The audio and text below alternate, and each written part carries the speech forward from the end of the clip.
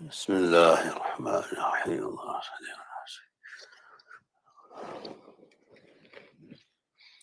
We are on Sūrah al-Ḥashr, Surah number 59, and ayah number 59 also. أعوذ بالله من الشيطان الرجيم. بسم الله الرحمن الرحيم.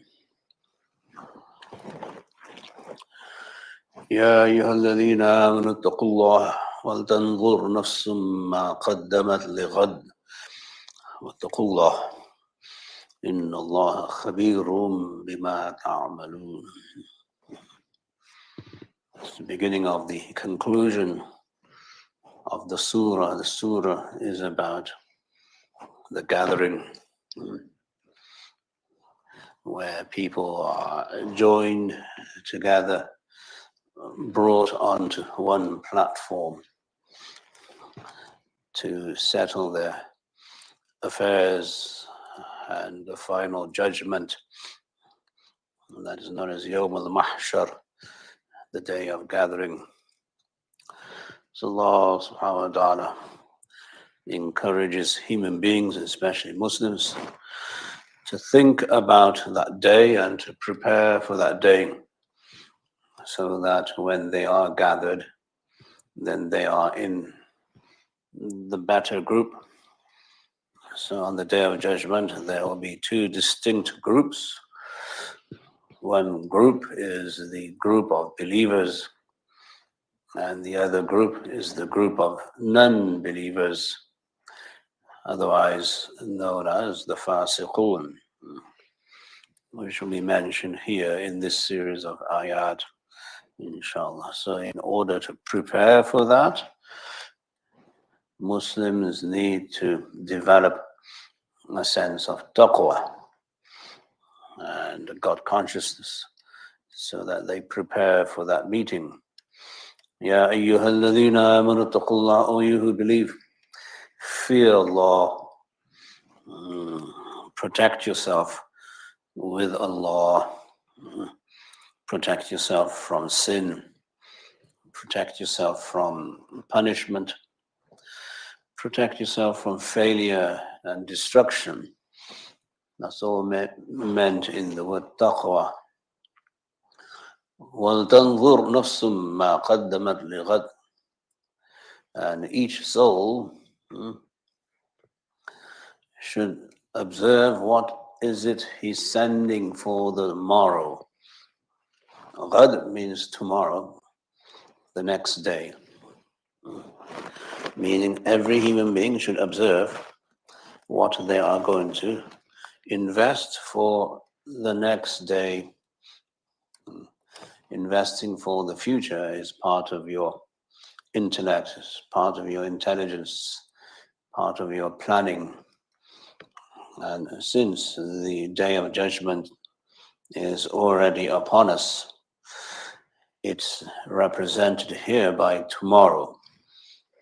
Not 100 years from now, not 1,000 years from now, but actually tomorrow, where Allah is saying that you must understand that your time in this dunya is very short, and the time it will take you to reach the other world is also very short in terms of the relative time that we have, as the Prophet ﷺ has said, that ad-dunya yawmun, that the dunya is one day. وَلَنَا فِيهِ صَوْمٌ, and we have in this one day, we have a fast.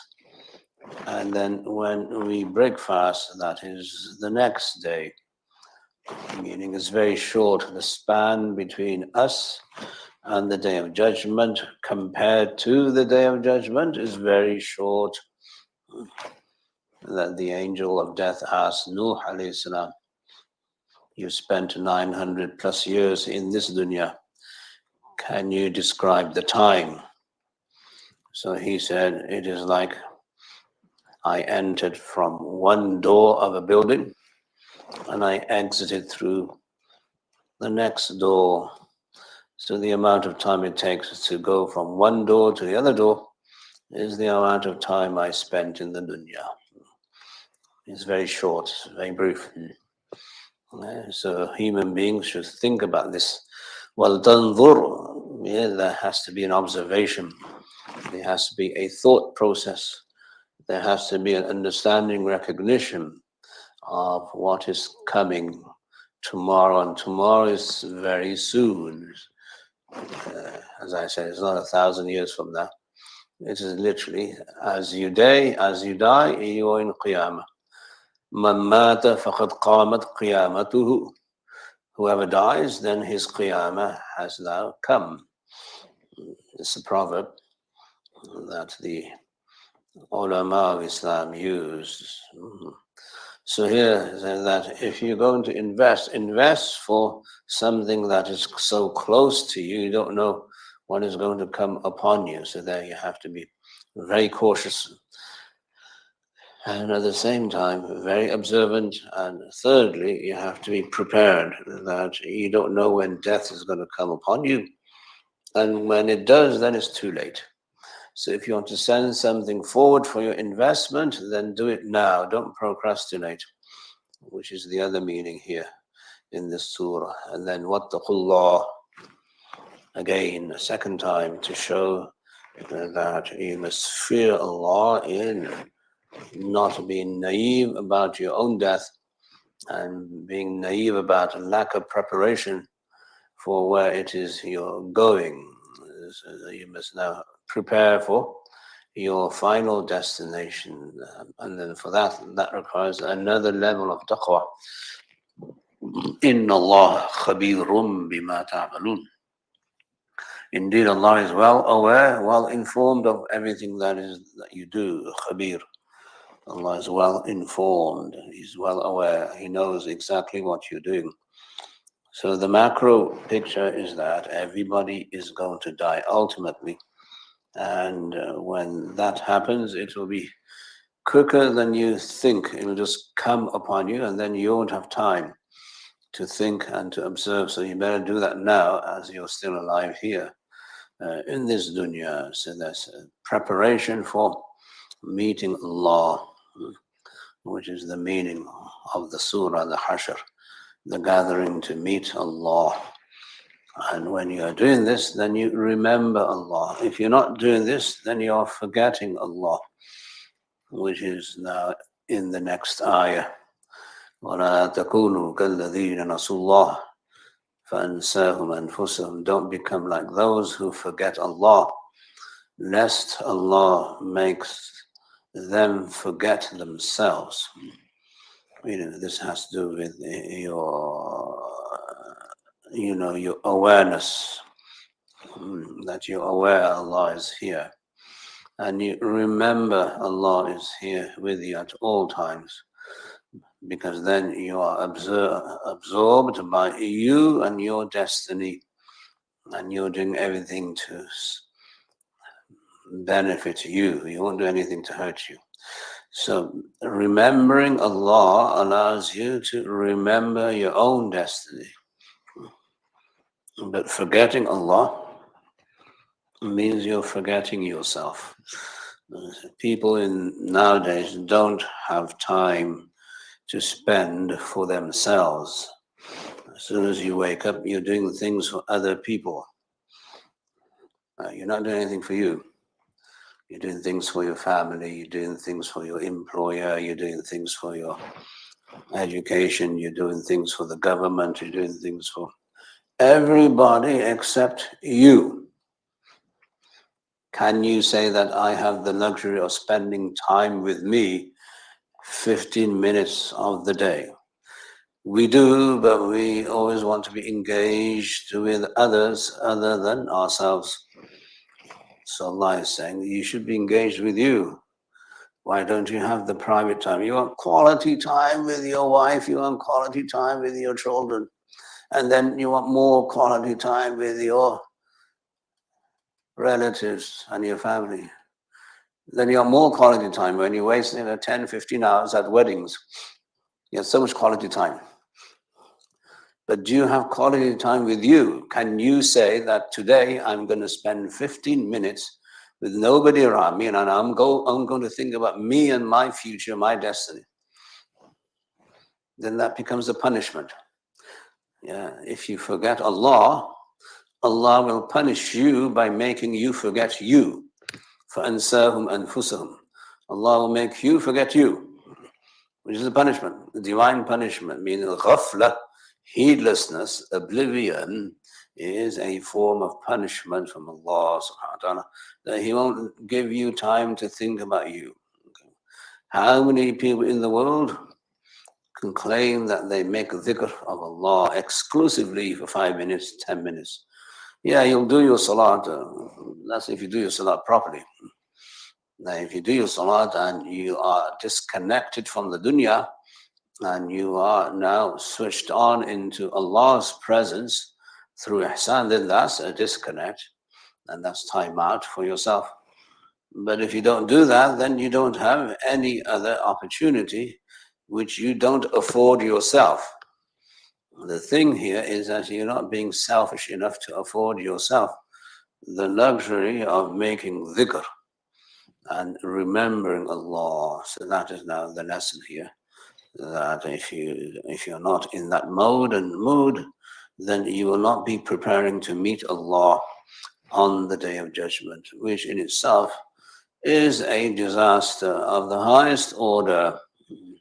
One is you don't plan for your future. That's also a disaster. And number two, you don't spend time thinking about your destiny, which is even more of a disaster, because you're spending all your time thinking about others, pleasing others, doing other things for other people, and so on. So your whole life revolves around doing things for other than yourself. Yeah, I mean, you'll earn money and then you'll eat for yourself, and you'll buy clothes, and you buy clothes for yourself, and you live in a house, and you live in a house for yourself.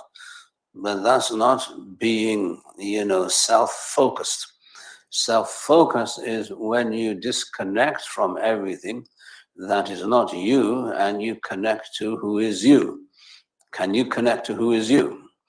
I mean, outside of my clothes, my food, my house, my children, my family, my business, whatever, outside of all of that, is there something in me that I need to connect with? Once you know that, then you will make the dhikr of Allah your primary occupation. When I'm connected with Allah, I'm connected with myself. And that is the key to the success of a believer. And that is what taqwa also entails. So once you forget yourself, then you're on a path to now sinning and fisq and oblivion and ghafla. Ula'ika humul fasiqun. These people who forget themselves, they are the true sinners, because they're doing things for other people and they're not doing anything for themselves.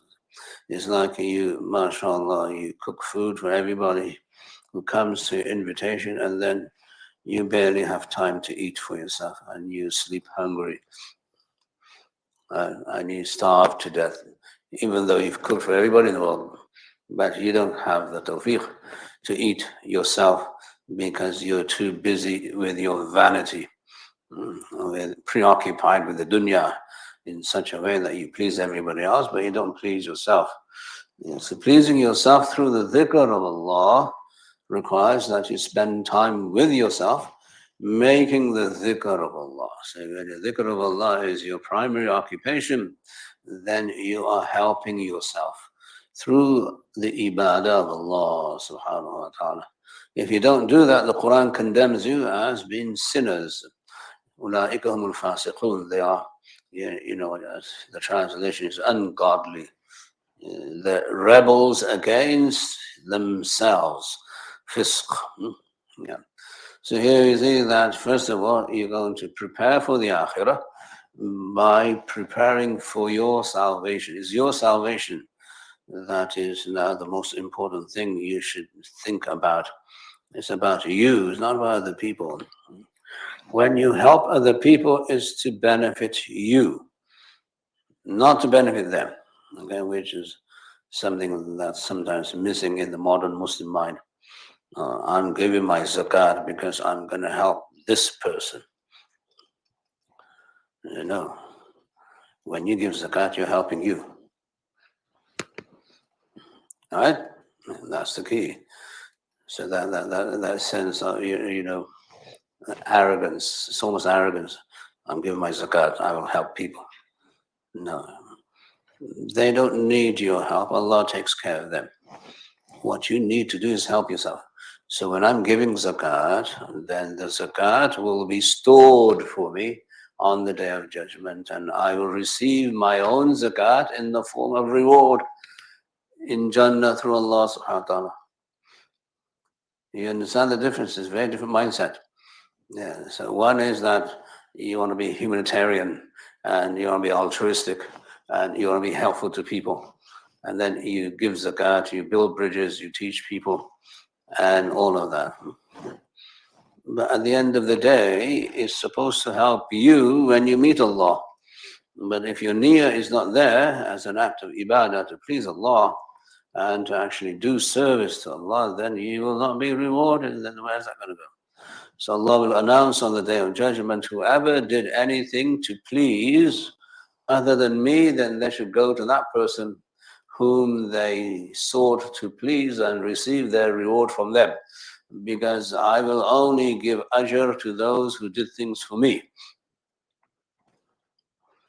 So that level of sincerity is necessary, which is a very different mindset. I think this has to be promoted in the ummah today, that all of these people, what do you call it? Somehow we feel we can play God and rescue everybody in the world. So Allah says, وَمَنْ جَاهَدَ فَإِنَّمَا يُجَاهِدُ لِنَفْسِهِ.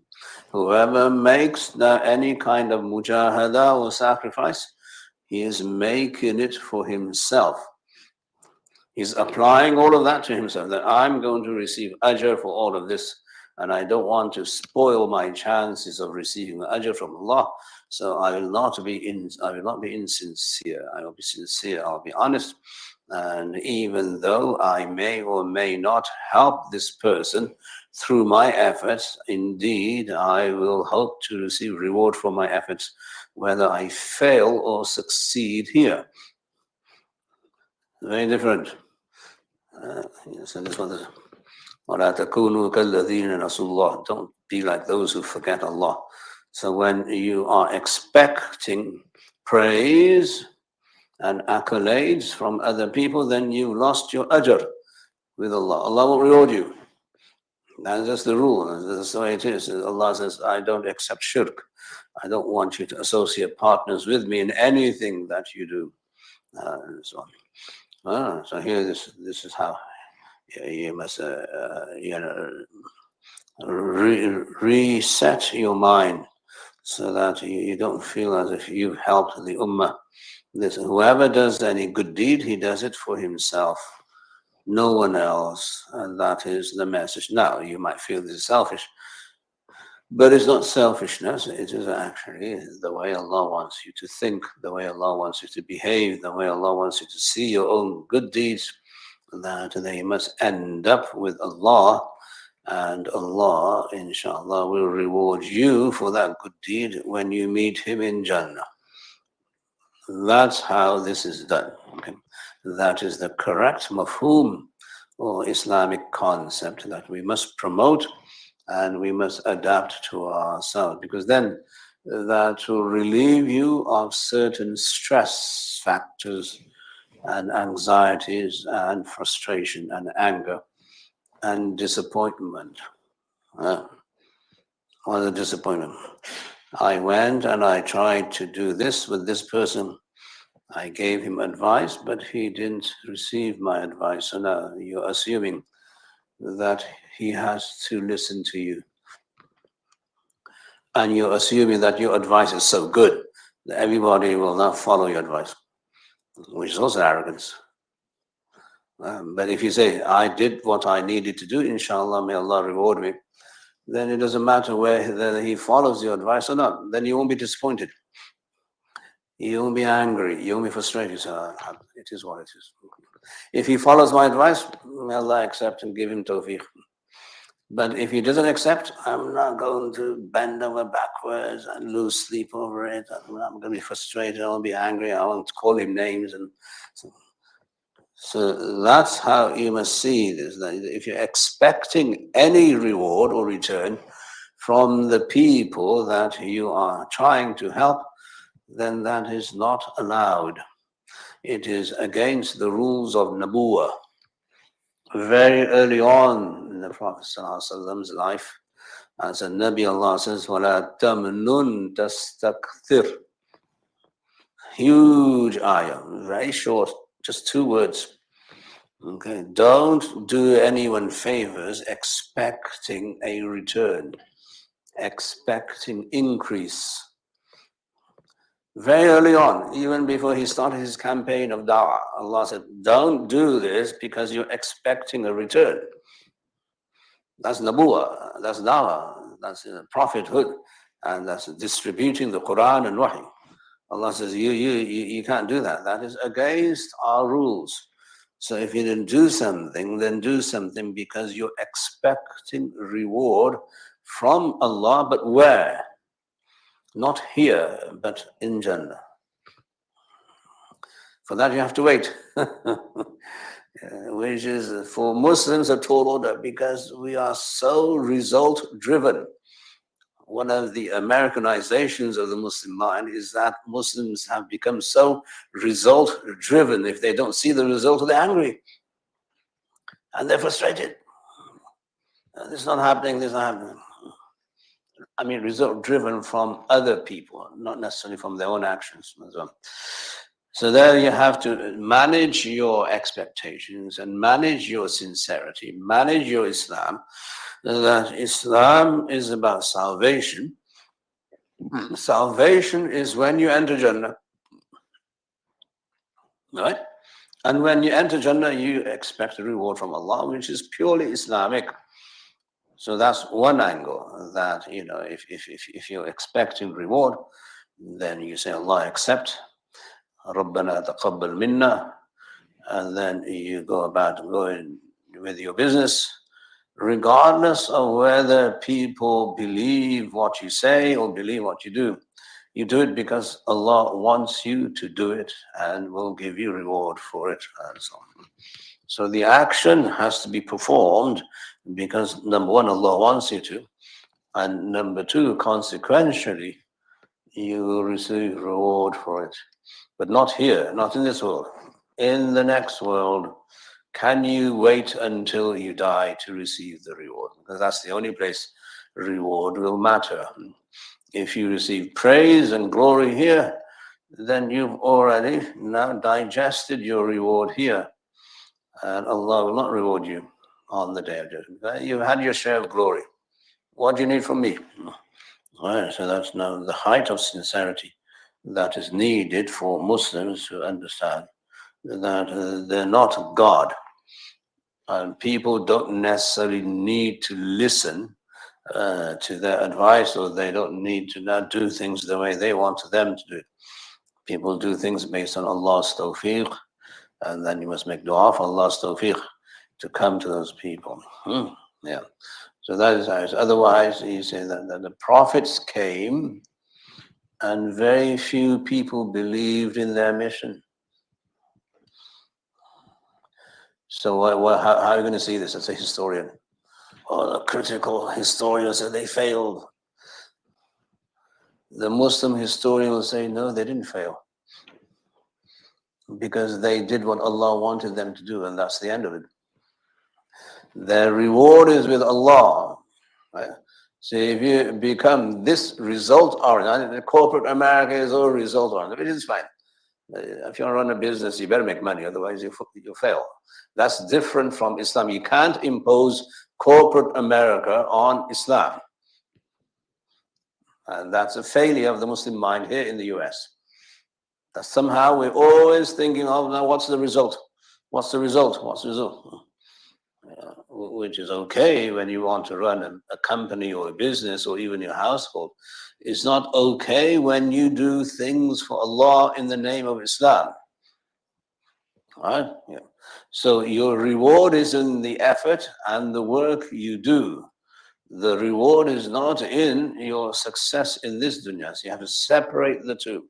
Now, does it mean that you can be negligent? No. Does it mean that if someone makes a mistake, you can't reprimand the person? No, it doesn't mean that. It means that there's checks and balances. But at the same time, you mustn't fall over, bend over backwards because it's not what you want, which is implied in the ayah. Allah says to the Prophet sallallahu alaihi wasallam, فَلَعَلَّكَ بَاخِعٌ نَفْسَكَ عَلَى آثَارِهِمْ إِن لَّمْ يُؤْمِنُوا بِهَذَا الْحَدِيثِ أَسَفًا. That is it going to be out of now total, what do you call it, distraught asaf, that you're going to now kill yourself. You're going to destroy yourself because people are not believing in you. فَلَعَلَّكَ بَاخِعٌ نَفْسَكَ. Are you going to destroy yourself, throw yourself into destruction, okay, and be basically an emotional, what do you call it, turbulent person, that you're distraught and you're killing yourself. طه ما أنزلنا عليك القرآن لتشقى. That the Quran has not been revealed so that you become wretched and you lose your sanity because people are not believing in you. That's not the way we want you to be. We want you to be now definitely constant. We want you to have istiqamah. We want you to be persevering. And we want you to do everything you can to get the job done. But we don't want you to destroy yourself because they're not believing in you. So even there, it's not result-oriented. That's the point I'm making. That the Quran disciplined the Prophet ﷺ, gave the Prophet ﷺ this adab of relying only on him, not on people. Expect something from people, they're going to disappoint you invariably because they're people. They're imperfect.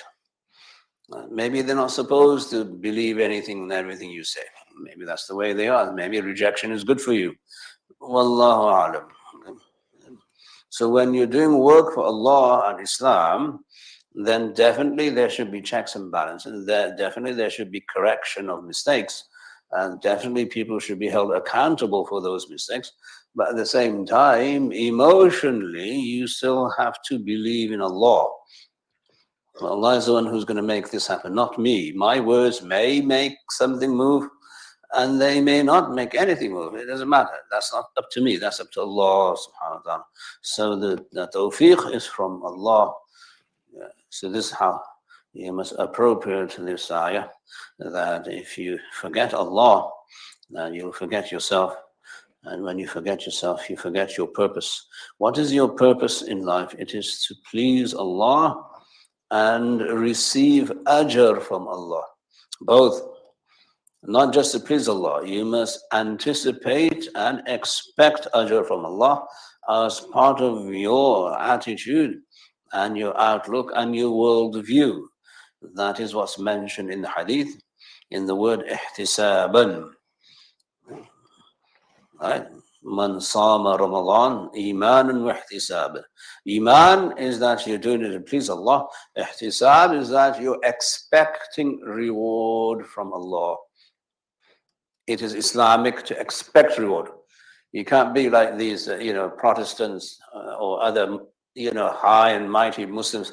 They say, I'm not doing anything this for reward. I'm doing it to please Allah. No. Where is Allah going to show you His fadl? It's going to be in Jannah. You better ask Allah to put you in Jannah. Right? That's your ultimate destination. You can't be high and mighty. I'm doing this just because I don't want anything from Allah. Yes, you do. You want His forgiveness. You want His fadl. You want His rahmah. And where will that show? It will show only in Jannah, because the other places don't have any rahmah. Right? Which is mentioned in the next ayah. You see how this ayah segues into the next one.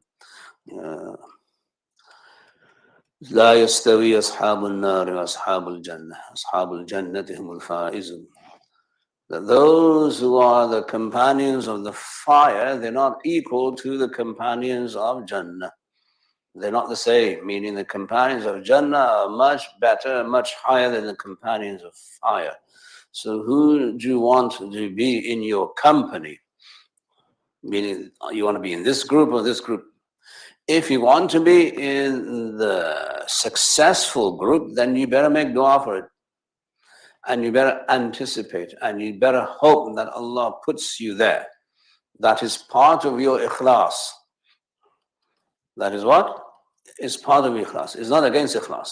As I said, holy Allah, especially those who live in Fufu land. Oh, we don't want to do anything for anything. We just want Allah to be happy with us. No. Allah says, make dua that Allah puts you in Jannah. And do that because Allah wants you to say that. Then if you don't, then you're following your nafs. How do I worship Allah? I worship Allah the way Allah wants me to worship Him, not the way I want to worship Him. Very, very big difference. So likewise, says that those who are companions of Jannah are nowhere near those who are companions of the fire, because the people who are in the fire, they're doomed. They're in punishment. They're dismissed by Allah. And people in Jannah, they are in Allah's rahmah. They are the recipients of Allah's fadl. And they're in bliss, and that's where you need to be. So that is not one hashr gathering is where people gather in Jannah, and the other hashr gathering is where people gather, God forbid, in Jahannam. Where do you want to be? Where's your destination? So if your destination is to be with the people of Jannah, then you better take the necessary steps and do what's necessary in order to be with them. And what is that? That you should anticipate Allah's reward in Jannah. Make that dua and do things for reward. Don't do things for reward in this dunya, because if you do that, Allah won't give you any of His reward. So the mindset has to be clear. Yeah. So I'm saying that we do sometimes do stupid things and subscribe to stupid ideas, like we don't want Jannah, we just want Allah's pleasure. Where do you think He's going to show you His pleasure? Have you ever thought of He's not going to show you His pleasure in Jahannam? So if you don't want to be in Jahannam, then make dua, Allah give me Jannah, allow me to enter Jannah. That's the dua you should make. And not only that, it should be anticipated that Allah will give you Jannah, inshallah. That is the only way forward for Muslims, to send something forward as an investment for the Day of Judgment. Otherwise, you'll be doomed here, and as I said, you'll be a failure here.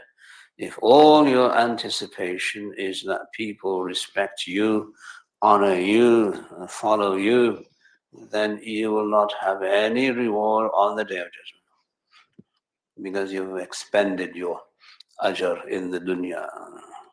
Very important lesson, especially for Muslims working in the field of Islamic relief and da'wah and education and reformation for the Muslim ummah.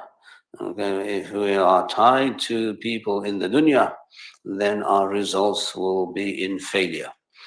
It doesn't matter whether you succeed or you don't succeed. But if our niyyah is to receive reward from Allah, then we'll be successful, because we will not be, as I said, angry, frustrated, and disappointed. So that's one way to make sure that Islam gives you peace. One of the unfortunate failures of the ummah is that everybody prays, but no one's happy. We all pray, but is there sukoon in our lives? We're all angry. We're all psychopaths when you go to the masjid. We want to kill everybody, we want to beat up everybody. Okay? If nothing else, we want to beat up the khatib who says some stupid thing on the mimbar. We're all angry. Everybody's angry. Anger and Islam don't go together. If you're Muslim, you will not be angry. You'll be calm. You'll be relaxed, because that's tranquility. That's called sukoon. Islam generates sukoon. not anger. So the litmus test is that now sit in front of the mirror and tell yourself, how angry am I? Then we're angry at everything. We're angry at Muslims, number one, because we all hate Muslims. We're self-haters, we hate Muslims, right? That's the first failure. Second, we're angry at Islam. Oh, we don't understand why Islam is this way. And number two, three, we're angry at the ulama. Oh, they don't do anything. And number four, we're angry with Allah. We're angry at Allah, right? Allah, this one, the Palestine crisis, Gaza crisis, nothing's happening, so we're angry at God. You see how this becomes pathological. It becomes a mental disease because you want Allah to do what you want. You're not allowing Him to do what He does, irrespective of consequences. And that is your tawheed. وَيَفْعَلُ اللَّهُ مَا يَشَاءُ. Allah does what He wants. Now, our taklif, our responsibility is try and change that and say we're going to help the people of Gaza, we're going to make dua for them, we're going to assist them in every which way we can, but the result is not in our hands. Because we're so result driven, we're angry when the results aren't forthcoming. That creates this frustration. This creates this disappointment. This creates this depression. This creates this anger. And then we don't know what the heck to do. So then why don't you follow the Prophet's instructions and then just calm down, relax, it's okay. The Prophet ﷺ acknowledged that you will not be able to change things. It's an ingenious, brilliant hadith of the Prophet. Man ra'a minkum munkaran falyughayyirhu biyadihi. Whoever sees something wrong from amongst you, he should try and change it with his hands, with his actions. But then the Prophet says, فَمَنْ لَمْ يَسْتَطِعْ. He hedged it. He gave us now this insurance against disappointment and anger. But if you are not able to, right? So the Prophet is giving you a solution that if you fail to change the wrong, meaning he's acknowledging that not everybody will succeed in effecting change. So if you're not able to effect change, then don't give up hope in Islam. Don't get angry at God. Don't get angry at Muslims. Then fabilisani. Then try and change it with his tongue. He doesn't say that you failed. You understand how genius the Prophet is, that he's hedging Muslims and protected them from psychological failures. This is the best remedy. Understand the Prophet, you'll be safe. Then you have sukoon. Oh, the Prophet acknowledged that I may not succeed. So me as an American Muslim, no, I'm American, therefore I must succeed. Right? Is that superpower mentality. The pathogens of superpower creeps into the Muslim mind also. We all think we can do everything under the sun, but we can't do everything. Then on top of that, the Prophet said, فَمَنْ لَمْ يَسْتَطِعْ. If you're not able to change, even with your tongue, then what do? You commit suicide? What do you do? So there the Prophet is acknowledging that you may not even be successful at the second level.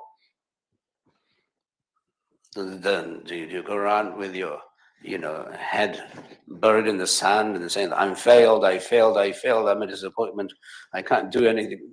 Then he says, فَمَنْ لَمْ يَسْتَطِعْ. Who's not able to even change with his tongue, the Prophet said, فَبِقَلْبِهِ. There's such a simple solution. Then acknowledge the evil from his heart. So even there, the Prophet opened the door for a solution. The problem with us is that we don't listen to the Prophet. We second guess the Prophet. We second guess Allah. we second guess Muslims and Islam and say, oh, this is not working. Because it's not working, therefore we have failed. Where do you make that determination?